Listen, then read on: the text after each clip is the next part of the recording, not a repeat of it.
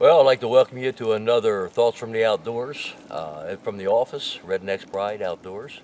Um, Folks have been asking me for quite a long time to do this little video, and I thought, well, I'll just do it today. What we're going to talk about is our baiting strategies for cage traps. We have a unique system, I guess you could say, that what we're trying to do is we're trying to take the animal and we're trying to take their mindsets, if you will, or their thoughts, and we're trying to just change it to a positive instead of a negative. As we're talking to a lot of folks, most folks are thinking, well, we just take a piece of fish head or a chicken bone or whatever, and we're just going to throw it in the back of the strap. And then what's going to happen is the animal's just going to magically go in to it. And the truth of the matter is 80% will. But then you have what we call the 20%ers. They're the ones that's been here, done that, and ain't going to do it no more. All right?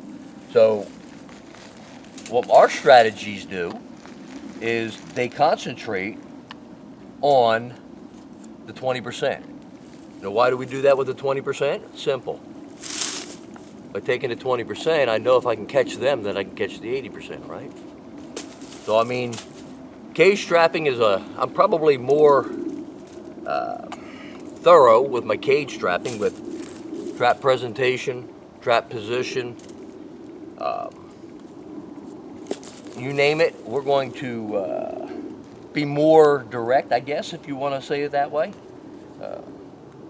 If it's going to go bad, it's going to go bad, right? All right, so what we're doing is we're just baiting the trap up to add excitement, add curiosity, add convincing. What we're trying to do is we're not feeding this animal in, we're snacking the animal in. So, everything we do has a reason. And there you have it. Now, this whole time I've been talking to you, I've actually gone slower than I normally do. Okay? Because I wanted to talk to you and let you see what I was doing. Typically, it takes me a third of the less time to do this. All right? What we actually did was this. We added 3 baits, 4 lures, and eye appeal. Right? Everything has a reason for this. You notice I put bait here. All right? Why? You notice I put bait here. Why? A simple reason. This spot here and this spot here on this cage strap is where most of the animal smells are going to be when they're approaching this trap from the animals that was caught before. So by taking the smells of the baits and putting it up here and putting it down here, what I've done is I've taken the negative and changed it at least into a neutral, hopefully changing it into a positive, because that bait that's down there, if they like it, all right, it takes their curiosity or takes their caution off of this, and it pushes them further inside the trap.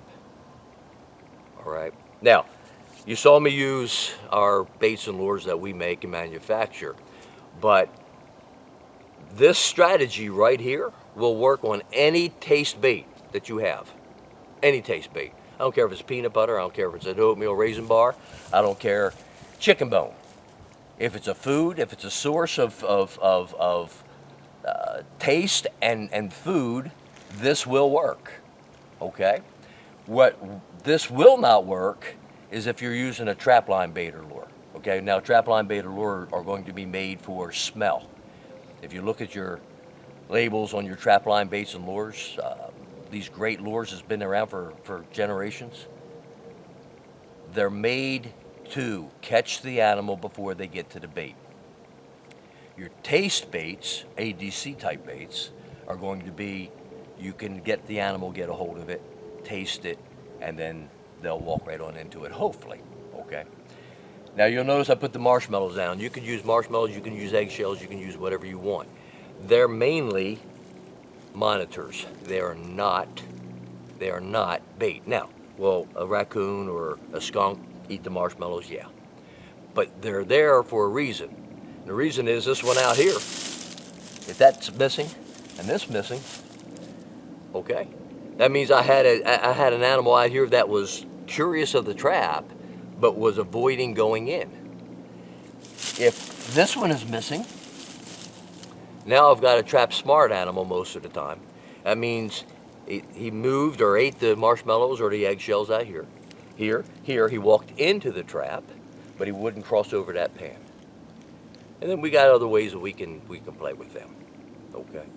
But again, what you notice doing, I'm just gonna slow down real quick and just go again what I did.